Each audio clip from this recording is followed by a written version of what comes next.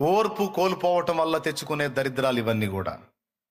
కొద్దిగా ఓర్పు సహనాలు పాటించి, కొంచెం సంయమనం పాటించి, సేవకులైనా, విశ్వాసులైనా, పరిచారకులైనా, పరిచారకురాండ్రైనా, ఎవరైనా, భౌతికమైన విషయాల్లో చెప్తున్నాను నేను, దేవుడు అన్యాయస్తుడైతే కాదు, దేవుడు న్యాయవంతుడు.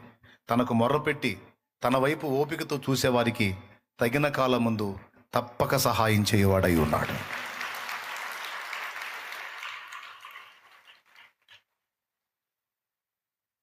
దేవుని కార్యాలు పొందడానికి ఏం అవసరమైంది? వాగ్దానాలు పొందడానికి ఓరిమి. చూడండి, హెబ్రీ పత్రికలో ఉంది ఆ మాట.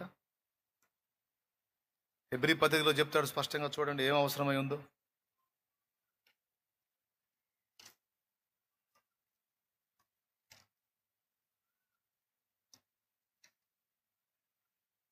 పదో అధ్యాయం 36వ వచనం చదువు నాయనా.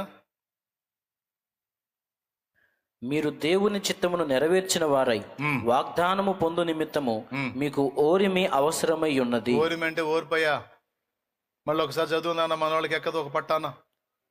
మీరు దేవుని చిత్తమును నెరవేర్చిన వారై వాగ్దానము పొందు నిమిత్తము మీకు ఓరిమి అవసరమై ఉన్నది. దేవుడు మీకు వాగ్దానం చేసినవి స్వతంత్రించుకోవాలంటే మీకు ఓర్పు కావాలి. ఓపికతో దేవునికి ఎదురు చూడాలి. తప్పకుండా దేవుడు కృప చూపుతాడు, సహాయం చేస్తాడు.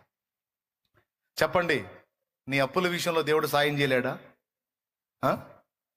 ఎప్పుడో ఓపికతో ఆయన సన్నిధిని కాచుకున్నప్పుడు, ఉండి ఉండి ఉండి ఒక్కసారిగా ఆయన ద్వారాలు తెరిచినప్పుడు నువ్వు వెతుకున్నా కనపడవు నీ అప్పులు.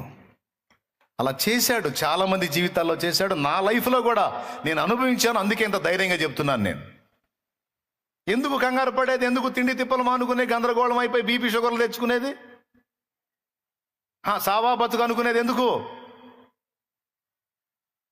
సావటానికి పెద్ద తెగింపు కావాలి. ఆ తెగింపేదో సమస్యను ఎదిరించడానికి ఉపయోగించు. బతుకు, నిలబడు. సరే, 4 మాటలు అన్నారా, పడు. తిట్టారా, తిను. రేపటి రోజున నీకు సాక్ష్యం చెప్పుకోవాలంటే సాక్ష్యాలు కావాలిగా. దేవుడు అద్భుతాలు చేసినప్పుడు ఆ సాక్ష్యాలు చెప్పాలిగా. ఇదిగో ఇన్ని మాటలు పడ్డాను, ఈ విధంగా నన్ను దేవుడు నిలబెట్టాడని నువ్వు చెప్పడానికి ఒక సాక్ష్యం కావాలిగా సోదరా.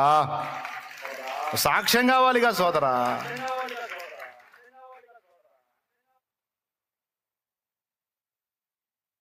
తెలుసో తెలియకో చేసావు, అయిందేదో అయిపోయింది. ఇక ఎంత మొత్తుకున్నా రాదు. దేవుడు ఒక బలమైన కార్యం చేస్తాడు. ఎలా చేస్తాడు, ఏ విధంగా చేస్తాడంటే, నీకు దారి లేకపోతే దేవుడికి లేదా అయింది. ఏమయ్యా, నీకు అసాధ్యమైందని దేవుడికి కూడా అసాధ్యమా? దేవునికి సమస్తము సాధ్యమే. ఒక మాట పలికితే చాలు, జరగాల్సిన కార్యాలన్నీ జరిగిపోతాయి. ఆయన నమ్మదగిన వాడు. ఆమేన్. ఆయన నమ్మదగిన వాడు. తిండి తిప్పలు మానేసి దిగులు పడి ఆలోచించి చుట్టూ ఊడిపోయి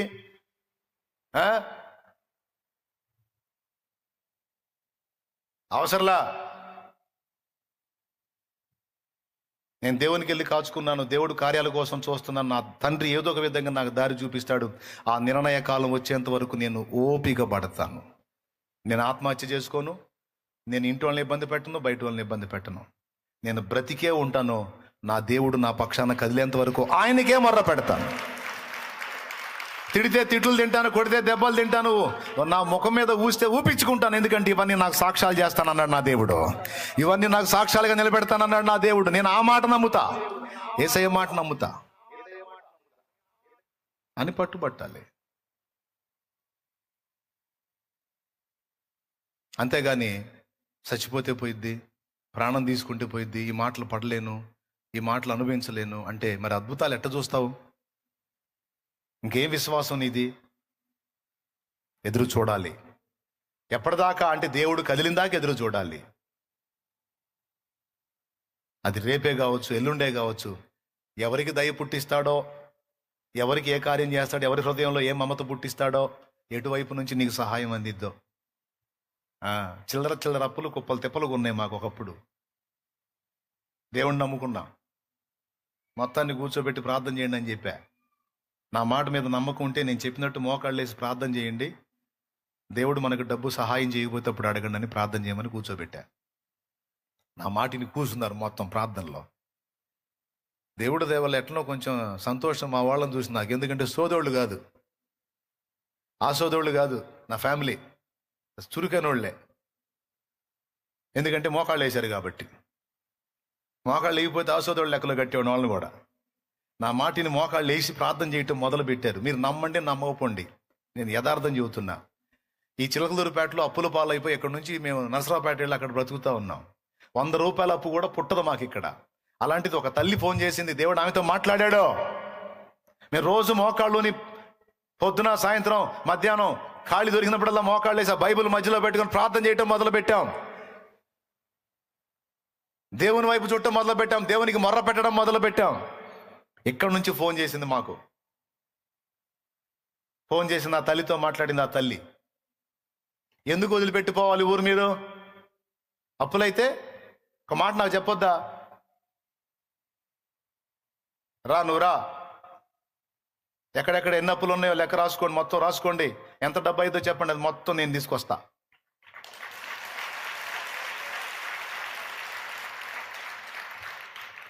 కాదు, సంవత్సరాలుగా మా దగ్గర తీసుకున్నారు, ఇచ్చారు మీరంటే మాకెంతో నమ్మకం ఉంది. ఎందుకు అట్లా వెళ్ళారు? రండి అంటే మొత్తం లిస్ట్ రాసుకున్నాం, ఎవరెవరికి ఇవ్వాలో ఎంతంతో మొత్తం కుప్ప అయితే రాసుకున్నాం. మరి అప్పులంటే కుప్పలే అవుతాయి, మరి మామూలుగా కావు. రాసి పెట్టుకున్నాం. రాసి పెట్టి టోటల్ అమౌంట్ ఇంత అంటే మొత్తం కర్రల సంచికి డబ్బుల కట్టలు పేర్చుకొని వచ్చిందండి. కర్రల సంచి ఉంటుందే, ఆ సంచికి డబ్బుల కట్టలు పేర్చుకొని వచ్చి రోడ్డు పక్కన నిలబడింది. మేమేం మళ్ళీ వస్తువులు కూడా తాకట్టు పెట్టలా, ఎవరన్నా ఇస్తారు. ఆ దేవుడు గదిలేడు, మరేంది?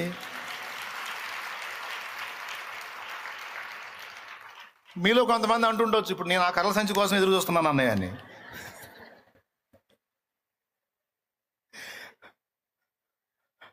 తప్పకుండా కదిలిస్తాడు ఆయన. ఆయన తలుచుకుంటే కార్యం జరగనే ఉంది. నాకు విశ్వాసం ఉంది నీ పట్ల జరిగింది కార్యం అని. అట్ట కదిలిస్తాడో, ఇంకొక రంగం కదిలిస్తాడో, ఇంకొక రంగం కదిలిస్తాడో, ఇంకొక రంగం నీకు అవకాశం ఇస్తాడో. నా దేవుడు లేడా? ఆయన అన్యాయస్తుడా? ఆయన కొరకు ఓపికతో కాచుకున్న వాళ్ళని సిగ్గుపరిచినట్టు చరిత్రలో లేదే. నేను నమ్మిన వానిని ఎరుగుదును, సిగ్గుపడనెన్నడు. నేను నమ్మిన వానిని ఎరుగుదును, సిగ్గుపడనెన్నడు, సిగ్గుపడనెన్నడు. నన్ను బలపరచువాని యందే సమస్తము నే చేయగలను. నన్ను బలపరచువాని యందే సమస్తము నే చేయగలను. చేస్తాడు. ఎంతమందికి విశ్వాసం ఉంది? అప్పులో ఎంతమంది ఉన్నారు? చేతులు ఎత్తండి. ఆహా, మొత్తమా? వందనాలు. సరికంతా అదే మందే. అట్లయితే ఏం పర్లా, నీకోసం కూడా కర్రల సంచి పంపించగలడు ఆయన. నిజమండి. ఇల్లు తిరిగి పంచాం, సొంత సొమ్ములాగా. ఆమె సొమ్ము పాపం. అప్పు కడతంటే తీసుకునే వాళ్ళు దిమ్మరపోతున్నారు. డాడీ మీకు ఎంత డబ్బు డాడీ అండి? దేవుడు ఇచ్చాడు, తీసుకో, నా కాగితాలు మాకి. అడిగినోడు కల్లా అదే సమాధానం. వాళ్ళు ఆశ్చర్యపోతున్నారు, వాళ్ళు ఫిక్స్ అయిపోయారు వీళ్ళు కట్టలేరని. కానీ తీసుకెళ్ళి అంత పెద్ద అమౌంట్లు ఇస్తా ఉంటే మైండ్ పోతుంది వాళ్ళకి. దేవుడు కార్యం చేశాడు. ఒకటే సమాధానం, ఎక్కడే నీకంటే దేవుడు ఇచ్చాడు, తీసుకో. ఎక్కడైతే నీకంటే డబ్బులు తీసుకొని మా కాగితాలు మాకి తీసుకొచ్చి, మరి అంత నమ్మి ఇచ్చింది కదా తల్లి పాపం. ఈ కాగితాలు ఆమె దగ్గర పెట్టి, మా ఇంటి స్థలం కాగితాలు ఇవన్నీ పెట్టి తడవకింత కష్టపడి తీరిస్తే చివరిలో ఒక 35,000 ఏమో ఆమె వదిలేసింది. 35,000 అంటే దాదాపు 45,000 ఏమో వదిలేసింది. అవసరం లేదు కట్టొద్దని. చూడు ఎట్ట మాట్లాడాడో. ఆయన ఉన్నాడా? కాకపోతే మనకు ఓపిక లేదు. అనేవాడిని అన్ని, తిట్టేవాడిని తిట్టని, ఒక మాట పడు, రేపు సాక్ష్యం ఏం చెబుతా? ఎవడు ఏమనకుండా, ఏ నొప్పి తగలకుండా, అసలు ఏ ఇబ్బంది లేకుండా అంతా ప్రశాంతంగా సాగిపోతే, మరి దేవుడు ఇలాంటి స్థితిలో నాకు ఇలాంటి కార్యాలు చేశాడని సాక్ష్యం ఏం చెబుతావు? నీ తలకాయ సాక్ష్యం చెప్పాలిగా. ఇప్పుడు నేనేం చెప్పేవాడిని ఏమి లేకపోతే, ఇప్పుడు ఉంది కాబట్టి, అనుభవించాను కాబట్టి సాక్ష్యం చెప్తున్నా, లేకపోతే ఇక నా తలకాయ చెప్పాలి, నేనేం చెప్పాలి? ఇక ఖచ్చితంగా సాక్ష్యం కోసం నీ జీవితంలో కొన్ని అనుమతిస్తే సంతోషంగా స్వాగతించు. ఫ్రీగా మాట్లాడుతాను ఏమనుకోవద్దు, మామూలుగా ఎక్కదు, అందుకని చెబుతున్నా. ఇప్పుడు చెప్పు, సావు బతుకు అంటావా? సత్యపోయిద్ది అంటావా? దేవుని పాదాల దగ్గర దీన మనసు కలిగి కూర్చో. ఆయన కృప చూపకపోతే అప్పుడు అడుగు. నిర్ణయ కాలం ముందు తప్పనిసరిగా నా తండ్రి నీ పక్షాన కదులుతాడు. మనుషులు మనల్ని మోసం చేస్తారు, డౌట్ లేదు. మనుషులు మనల్ని ఖచ్చితంగా మోసం చేయొచ్చు, చేస్తారు, మానవ నైజం అది. కానీ ఆయన మోసం చేయటం. మనుషులు నమ్ముకుంటే సిగ్గుపరుస్తారు, డౌట్ లేదు. కానీ ఆయన సిగ్గుపరచడు. నీ బిడ్డ మారలేదా? ఏం కాదు, మోకాళ్ళే.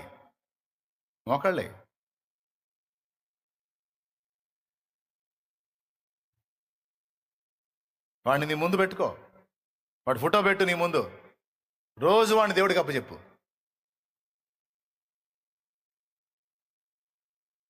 ఇదిగో వీడి సంగతి చూడు ప్రభువా, వీడి సంగతి చూడు. పెట్టు, ఆ ఫోటో పెట్టు, వాడి ఫోటో పెట్టు అప్పచెప్పు దేవుడికి. వీడు నా కుమారుడు, వీడి సంగతి తేల్చు. వీడు మార్చబడాలా, వీడు దర్శించబడాలా, రక్షింపబడాలా, వీడి మనోనేత్రాలు వెలగాల. వీడు నాకంటే ఎక్కువగా యేసయ్యా యేసయ్యా యేసయ్యా యేసయ్యా అని కలవరం కలవరించాలా. నీ కూతురు కదలలేదా? పెట్టు, దేవుని ముందు పెట్టు, ఆయన ఫోటో పెట్టు, మోకాళ్ళై మొర్ర పెట్టు. దేవుణ్ణి కలవరించేటట్టు చేయకపోతేప్పుడు అడుగు. ఎందుకంటే నువ్వు మనుషుల దగ్గరికి వెళ్ళి మొత్తుకోవట్ల, జీవం గల దేవుడి పాదాల దగ్గరికి వెళ్ళి ఆయన ముందు చూపించి,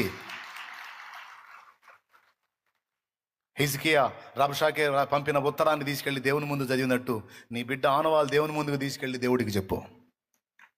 ఇదిగో నా బిడ్డకు సంబంధించిన ఆకృతో లేకపోతే వస్త్రము దేవుని ముందు తీసుకెళ్ళి, ఇదిగో నా బిడ్డ నీ చేతికి అప్పగిస్తున్నా, నువ్వు కదిలించుమని పెట్టు. దేవుని ముందు తీసుకెళ్ళి పెట్టు,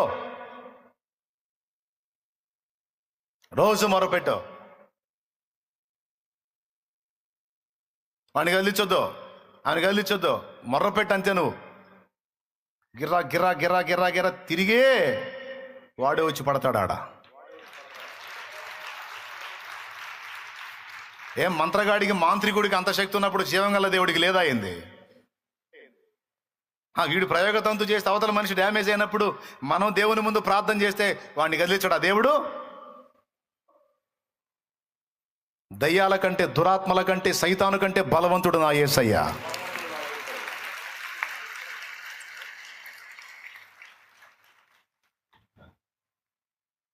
ప్రతి విషయంలో ఓపికతో దేవుని ముందు మోకాళ్ళని ఓపికతో నువ్వు కాచుకో.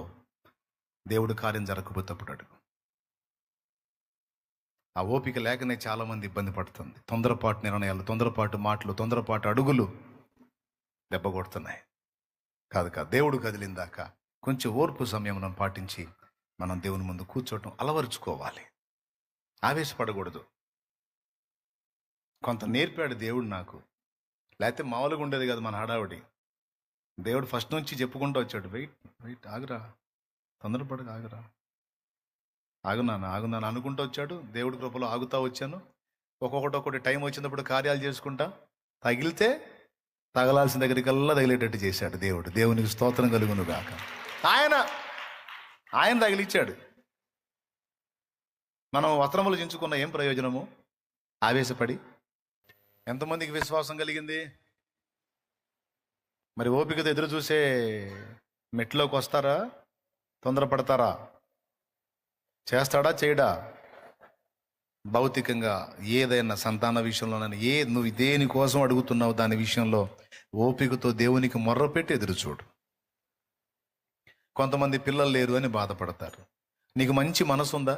సరే, నీకు పుట్టకపోతే ఏ తల్లి కన్న బిడ్డైనా దిక్కులేని బిడ్డను తెచ్చుకొని పెంచు. నీ బిడ్డకు నువ్వు పాలిచ్చి పెంచి పెద్ద చేస్తే అది బాధ్యత. ఎవరో కన్న తల్లి బిడ్డను తీసుకొచ్చి నువ్వు పెంచి పెద్ద చేస్తే అది సేవ. ఏది ఉత్తమం? మీకు తెలుసా? చాలామంది పిల్లలు లేని గొడ్రాళ్ళు అలాంటి నిర్ణయం తీసుకున్న తర్వాత వాళ్ళకి సంతానం కలిగింది. నా కళ్ళతో చాలా మంది చూశాను, నేను వాళ్ళకి ప్రార్థన కూడా చేశాను. వాళ్ళకి సంతానం కలగనందువల్ల వాళ్ళు ఏం చేశారంటే, ఇక వాళ్ళు పిల్లలు అనే ఆలోచన పక్కన పెట్టి దిక్కులేని బిడ్డను తీసుకొచ్చుకొని పెంచడం మొదలుపెట్టారు. అలా ఎప్పుడైతే ఇంకొక బిడ్డను తెచ్చుకొని పెంచి ఆ బిడ్డని ఆదరించడం మొదలుపెట్టారో, దేవుడు ఆమె గర్భాన్ని ముట్టాడు. అంటే ఆ సేవకు మెచ్చి ఆమె గర్భాన్ని ముట్టాడు. ఆమె సంతానవతి అయింది. మీరు కూడా ఇనే ఉంటారు, చాలామంది జీవితాల్లో చూసే ఉంటారు. ఫలానా బిడ్డను తెచ్చి పెంచుకున్న తర్వాత వాళ్ళకి పిల్లలు పుట్టారు అనే సాక్ష్యాలు మీరు లోకంలో వినే ఉంటారు. పుట్టకపోని కన్న ప్రేమ కన్నా పెంచిన ప్రేమ గొప్పదే అంటారు కదా. ఏ తల్లి కన్న బిడ్డ దిక్కులేని బిడ్డను తెచ్చుకోమా. కన్నబిడ్డలే గ్యారంటీగా చూడాలి ఈ రోజుల్లో. బయట వాళ్ళది ఏముంది, ఏమో వీలైతే కన్నవాళ్ళకంటే బయటోడే చూడవచ్చు, బయట అమ్మాయి చూడవచ్చు. ఎందుకంటే దాన్ని కళ్ళు తెరిసిన దగ్గర నుంచి నువ్వే తల్లివి, నువ్వే తండ్రివి కాబట్టి నిన్నే ప్రేమించి నిన్నే హత్తుకునే అవకాశం ఉండదని ఎందుకు అనుకుంటున్నావు? ఆ విధంగా దేవుడు నీ గర్భాన్ని మూసి ఇంకొక బిడ్డకి నీ ద్వారా ప్రేమ దొరికేటట్టు చేయాలని సంకల్పించాడేమో. దేవుని ప్రణాళిక నీ విషయంలో అది అయి ఉందేమో. దాన్ని ఎందుకు గుర్తించవు? నేనే కనాలని నువ్వు మొరాయిస్తున్నావు. ఏమో నీ ద్వారా ఇంకొక బిడ్డను ఆదరించేటట్టు దేవుడు నీ మీద ఉద్దేశాన్ని కలిగి ఉన్నాడేమో. అదే నీకు సొంత బిడ్డ పుడితే నువ్వు ఆ బిడ్డను ఆదరించలేవేమో. నీ ద్వారా ఇంకొక బిడ్డకి ఆదరణ దొరికినట్లు దేవుడు అట్లా నిన్ను డిసైడ్ చేశాడేమో. అలా ఎందుకు అనుకో? అలా దేవుడు నీ చేతికి తీసుకొస్తే ఏదన్నా ఒక బిడ్డను చక్కగా పెంచి పెద్ద చేయి. దేవుడు దయగలిగితే నీ గర్భాన్ని ముట్టి నీకు కూడా సంతానాన్ని ఇస్తాడు. ఇయ్యకపోయినా ఆ బిడ్డను పెంచు. వేరే తల్లి కన్న బిడ్డను నువ్వు పెంచితే అది సేవ.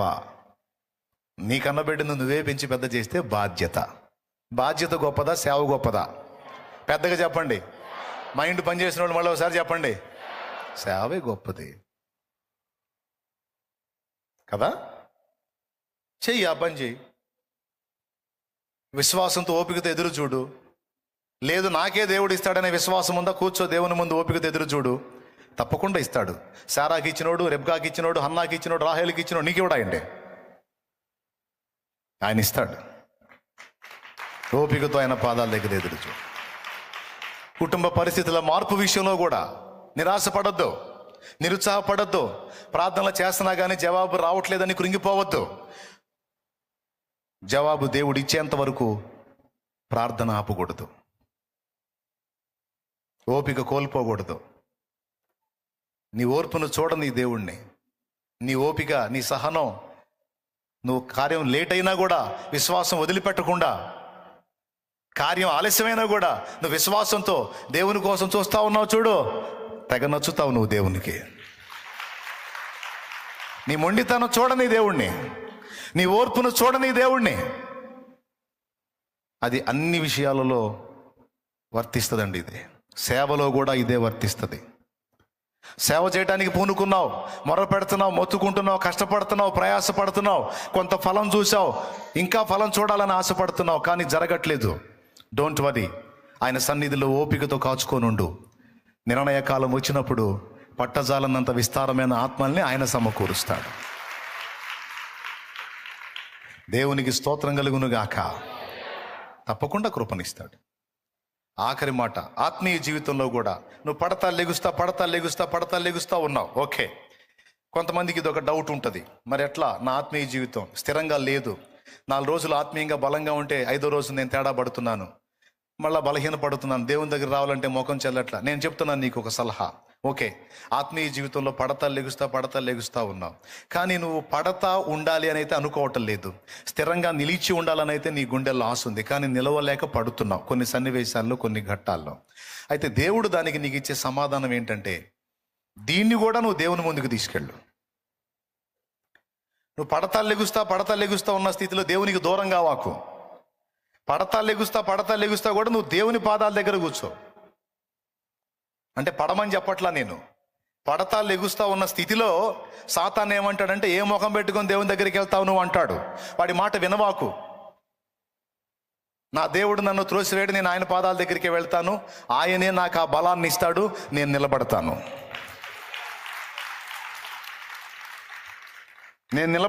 ఆయన నన్ను నిలబెడతాడు. నువ్వు అలా కాకుండా దేవునికి దూరం అయ్యావు అనుకో, ఇక నువ్వు ఫిక్స్ అయిపోయావని అర్థం పడిపోవడానికి. అట్లా కాకుండా నువ్వు దేవుని దగ్గరికి పదే పదే వస్తున్నావు అనుకో, పోరాడుతున్నావు అని అర్థం. ఏమైనా అర్థమైందా నేను చెప్పింది? ఎంతమందికి అర్థమైందో చేతులు ఎత్తితే సంతోషపడతాను నేను కూడా. ఏమర్థమైంది? నీ అడుగులు జారిన వేళ సాతాను నీ దగ్గరకు చేరి దేవునికి దూరంగా అమ్మంటాడు. దూరం కావటానికి లేదు, ఆయన దగ్గరికి వెళ్ళాలి. ముంగమూరి దేవదాసయ్య గారు ఒక అద్భుతమైన మాట చెప్పాడు. పెద్ద ఎదవని అన్న ఫీలింగ్ నీకుందా? ఎదవని అన్న ఫీలింగ్ నీకుందా? నా భాషలో చెబుతున్నా. సరే, నువ్వు ఎదవ అయితే అయ్యావు, అట్లానే వెళ్ళి దేవుని ముందు మోకాళ్ళయ్య అన్నాడు. అట్లానే ఆ స్థితిలో నేను వెళ్ళి మోకాళ్ళయ్య అన్నాడు. నేను పెద్ద పనికి మాలిన దాన్ని, బలహీనరాల్ని అన్న ఫీలింగ్ నీకుందా? అట్లయితే నువ్వు ఆ స్థితిలోనే వెళ్ళి ఆయన దగ్గర మోకాళ్ళేయమన్నాడు. ఎలాంటి మాటో చూడండి. నీ బలహీనతలను సాతాను నీకు చూపించి దేవునికి దూరం కా, దేవుడు నిన్ను ఒప్పుకోడు అంటాడు. నువ్వు వాడి మాట వినొద్దు. నన్ను కొడితే కొట్టాడు, తిడితే తిట్టాడు, బలపరిస్తే బలపరుస్తాడు. నేను ఆయన దగ్గరికే వెళతా, ఆయన వదలను. ఏమనాలి? నేను ఆయన దగ్గరికే వెళతా, ఆయన మాత్రం వదిలిపెట్టను. నేను, నా దేవుడు నాకు బలం ఇచ్చిందాక, యెహెజ్కేలు నీవు చక్కగా నిలబడు, నరపుత్రుడా నీవు చక్కగా నిలబడు, నేను నీతో మాట్లాడాలి అన్నప్పుడు యెహెజ్కేలు నిలవలేకపోయాడు. ఆత్మ యెహెజ్కేలు నిలబెట్టినట్టు అవసరమైతే నా దేవుడు తన ఆత్మను పంపి నన్ను నిలబెట్టుకుంటాడు. అప్పటిదాకా నేను ఆయన పాదాలు అయితే వదిలిపెట్టను. నేను ఆయన సన్నిధినే గాచుకుంటాను, ఆయనకి దూరం అయితే కాను అని. నువ్వు దేవుని పాదాలను ఆశ్రయించటం మానకూడదు. అక్కడ కూడా నీకు ఓర్పు అవసరమై ఉంది. కొన్నిసార్లు విసుగొచ్చిద్ది నీకు. ఇది ఎట్లా ప్రభా, ఇన్నిసార్లు నా ఆత్మీయ జీవితంలో తొట్టుపాట్లంటే, నిన్ను బాధ పెట్టడం అంటే నాకు చాలా సిగ్గుగా ఉంది. నేను నీకు తగను ప్రభువా, నేను నీకు తగను ప్రభువా, పనికిరాను ప్రభువా, పనికిరాను దాని ప్రభువా, పనికిరాను అండి ప్రభువా, అసహ్యుణ్ణి ప్రభువా, అసహ్యురాల్ని ప్రభువా అని నీకు బాధ కలిగిద్ది. దేవుని ముందు అది చెప్పుకొని దుఃఖపడతా ఉంటావు. అయితే నేను చెప్తున్న సమాధానం ఏంటంటే, అలా అనుకొని నిన్ను నువ్వే అసహించుకొని దేవునికి దూరం కావాక, దేవునికి దూరం కావాక, ఆయన పాదాలను వదిలిపెట్టవాక. ఒక్కటే విశ్వాసం ఉంచు, ఖచ్చితంగా నువ్వు గెలుస్తావు. ఎందుకంటే నీ వల్ల కాకపోతే దేవుడు తన ఆత్మను నీలోనికి పంపైనా నేను నిలబెడతాడు. గడి నువ్వు గెలవలేకపోతే దేవుడు తన ఆత్మని యెహెజ్కేలులోకి పంపించినట్టు నీలోనికి పంపించైనా నిన్ను నిలబెడతాడు. అలా నిలబెట్టిన దాకా నువ్వు పట్టు వదిలిపెట్టద్దు. ఓపికతో ఆయన సన్నిధిలో కాచుకో. క్లియర్గా అర్థమైంది అనుకుంటాను. నేను బలహీనుణ్ణి అని నీకు అనిపించిన వేళ కూడా నువ్వు దేవుని పాదాల దగ్గరికి పో. నేను బలహీనురాలిని అనిపించిన వేళ కూడా నువ్వు దేవుని పాదాల దగ్గరికి పో. మానవద్దు. ఆయన రక్తంతో కడిగి శుద్ధి చేసి మళ్ళా నిన్ను పురికొల్పి బలపరుస్తాడు. ఆయన తీసుకునే స్టెప్స్ ఆయన తీసుకుంటాడు. ఎట్టకేలకు నిన్ను నిలబెడతాడు.